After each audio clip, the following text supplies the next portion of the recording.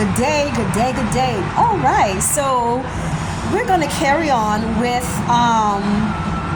this series that I'm on about narcissists, psychopaths, sociopaths, and their dangers and the dangers that they bring to our lives.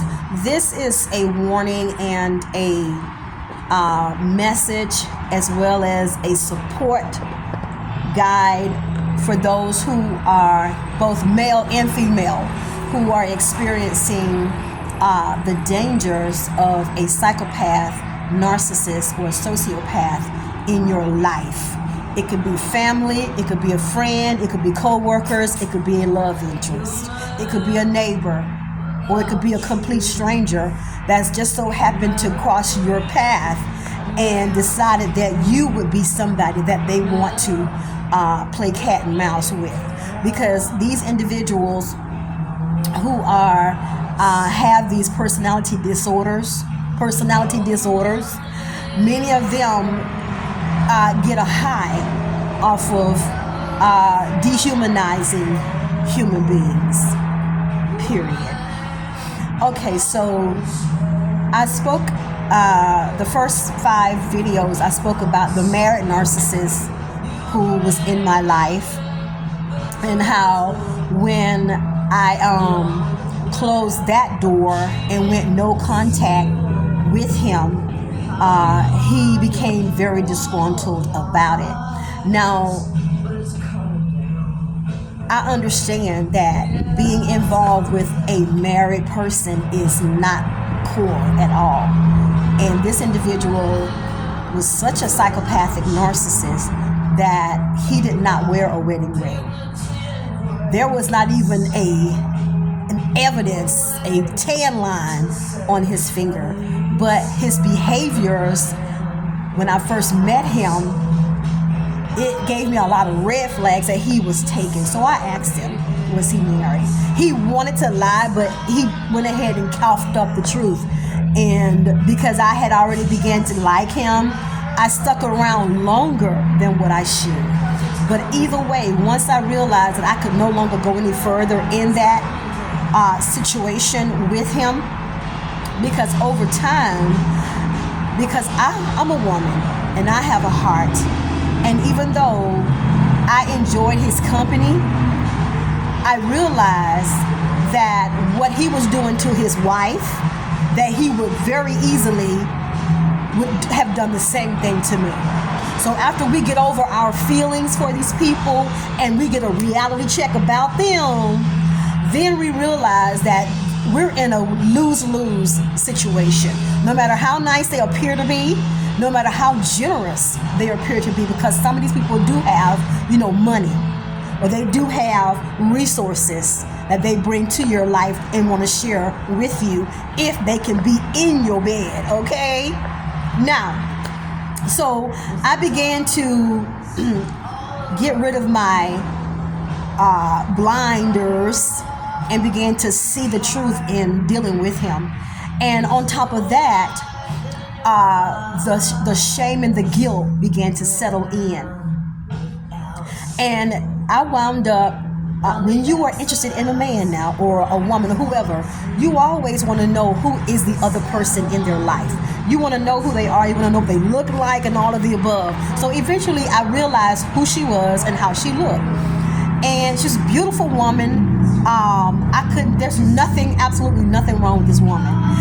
When I saw her, she's just as beautiful, got curvaceous body, extremely intelligent. There was nothing about her that I could discredit and say, oh, I see why he's out and about philandering and being a hoe bag, cheating ass husband. There was nothing about her that I could say that about her. That was an excuse for his behavior, okay? So that just really gave me more of a reason to disengage with this guy. And so aside from that, I knew it was a no, and I shut the door and I disengaged from dealing with him. after I saw his wife, and was she, I'm like, wow, this woman, what is he doing? So I disengaged from that. I began to get a clearer thoughts about him as a human being. Okay, after I peel away his cute little personality and his charm and charisma and his generosity towards me at that time, all of which were forms of, love bombing, as the psychologists call it. Oh my God. So after I just pushed all of that aside and looked directly at his humanity, his character as a man, and his heart, especially after this guy, tried to get me to go into his wife's house while she was in the hospital giving birth to their last child. And I'm thinking that was a straw, in my opinion, because he had no idea that I was drawing a very negative conclusion and coming to a final narrative about him, and it was not good. So when he asked me to go into his wife's house, to do what, sir? Okay? When he asked me to go into his wife's house while she was in the hospital, had just given birth to his last child, and I'm thinking, this guy is evil. Evil. So aside from that, this is going to be my last video about this married narcissist. I'm going to finalize it in this last video. That was the straw that broke the camel's back, as far as I'm concerned, about how I began to see his true colors. Because as a woman, that hurt my feelings inside, because I put myself basically in her shoes, and I felt the disrespect that this guy has for his wife. I felt that disrespect, okay? And so, he didn't know that at this time I'm looking at him totally different than the way I looked at him when I first was dealing with him. So anyway, after I disengaged from him, I shut it down, and I realized from that point on, he began to show me a darker side of his personality. He's been stalking me now for nearly 7 years. He has triangulated me in every way you could imagine, from the jobs that I had, to the friendships that I had, to the place that I was living at. He infiltrated himself in every area. He creepy crawled behind me every place that I moved to and went to, especially when I left and went to another city or a county, and inevitably another state. This guy is so calculating. He's very calculating. He's very methodical, calculating, clever, stealthful. He's a creep. He's a creep. He's a creepy guy. And he's ex-military, but he got a dishonorable discharge from the military. I don't know what he did, but he got a dishonorable discharge when he was in the military. But he has the typical characteristics of an individual who is a total psychopath. Okay? And he enjoy creeping behind his prey. He enjoyed the hunting of what he's been doing to me, and I'm sure other women who has crossed his path. There's a lot more things that he has done.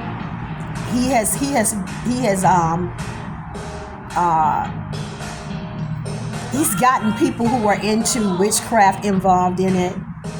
He wants to destroy me so bad. He's pulling everything that he can out of that hat. Okay, like a magician. He has tried to use people who deal in witchcraft against me.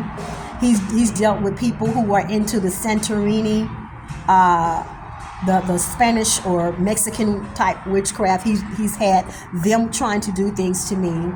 He has tried to use some other people who are into that whole witchcraft thing. He has really put in the work. to try to come against my life, both in my personal life, in my social life, and even in my spiritual life. He's tried to use witchcraft to come against my spiritual life, okay? He has really been a very intentionally destructive individual towards my existence. But by the grace of God, I have kept on moving forward. I have continued to ignore him as though he don't even exist on the planet. I continue to ignore him even when I know that he's in close proximity of me. Literally, I look right past him because he was in close proximity of me, oh gosh, about 3 or 4 days ago. He is a traveler. This guy will get in his vehicle and he will drive, or he will rent a vehicle and he will drive to wherever it is that I have gone. He only took a plane one time to come and stalk me all the way in Wisconsin. Yes. His whole interest is, if you don't want me, then who is better than me, and who is it that you're trying to be with? Yes, that's his. And I know it sounds ridiculous, but this thing has impacted him very deeply because of his mental issues that he has, and he wants complete authority and control. He has what I call a God complex. A Napoleon complex. It could be some of his issues could be related to him being a little small or tiny man. So he may be suffering some Napoleon complex as well. So he's going far and beyond the call of duty to try to impact my life as though he is in control over how I experience life. So he's got this God complex going on to where he's made up in his mind that he has the power to impact my life financially, socially, spiritually, romantically. He literally is attempting to gain control over these very important areas of my life. That's when the whole stalking, that's why his stalking is so important, because he wants to watch and see what I'm doing, where I'm going, who I'm talking to. All of these things will help him to create his scenario as to how he is going to try to come against it all. But honey, listen, I keep myself in a posture of prayer, dealing with this guy, which the truth of the matter behind this guy is a hideous principality that is in operation of his entire core.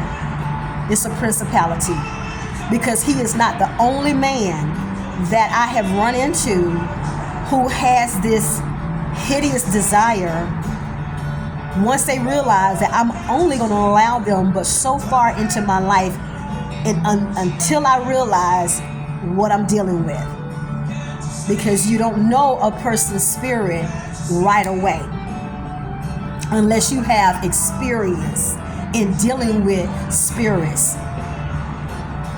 Unless you have experience, really deep experience in dealing with spirits, you will be able to recognize a person within a first conversation. But that takes experience, and it takes a time and experience to be able to have that level of expertise in dealing with people and their spirits that they're working with.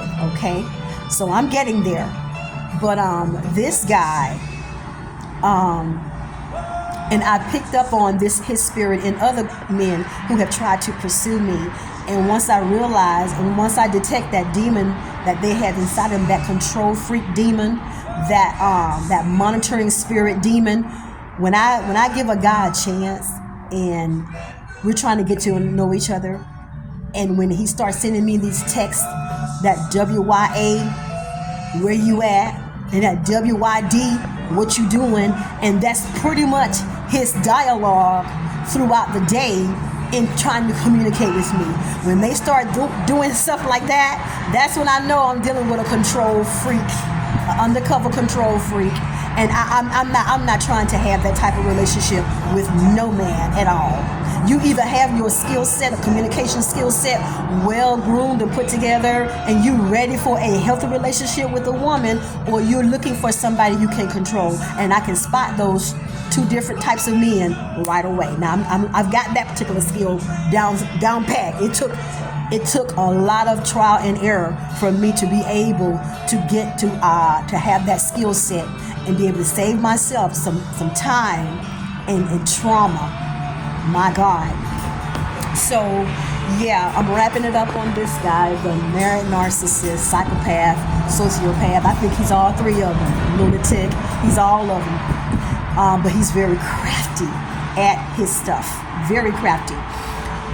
And so I'm going to start my series. My next series is going to be, once again, this is how I dealt with this encounter with this married narcissist, is I have had to be in a lot of prayer dealing with him. A lot of prayer. I have had to bind and loose. That prayer of binding and loosing, I had to continually bind and loose. I had to shut the door, which I already had did, the door that I allowed him entrance into my life. I shut that door in the realm of the spirit. I shut that door in my actual lifestyle. I shut that door. So now you have the basically what you need to do in order to stop this spirit from gaining progress in your life, and to just continually move forward, because after you shut that door in the spirit realm, you have to shut it in the physical realm by the way you carry yourself, right? Now, secondly, in order for your mind to move past your experience with this type of diabolical principality stalking and haunting you down, it will have an effect on your mind. So now my next thing is that I have to reroute my mind to see the future. I have to begin to see my future husband for the man of God that he is. So I take my mind off of the trauma of this narcissist, and I put my mind on the beauty of my husband and who he is, the characteristics, the desirable and the heavenly characteristics that I deserve in my life. So I think about my heavenly husband, my husband that heaven has chosen for me. I think about my home that I'm going to move into. I think about my career, my entrepreneurship. I think about all of these things, and that is how you begin to cause the magnetism to come to you. Now you're done with your trauma of the narcissistic abuse and stalking and all that craziness. Now that door is become shut and old and through. Now we're thinking about the future, the beautiful things. The Lord said he will give you beauty for ashes, and your experience with the narcissist is ashes. Now the Lord is giving you beauty, and that is your future, the beautiful things of your future. Amen.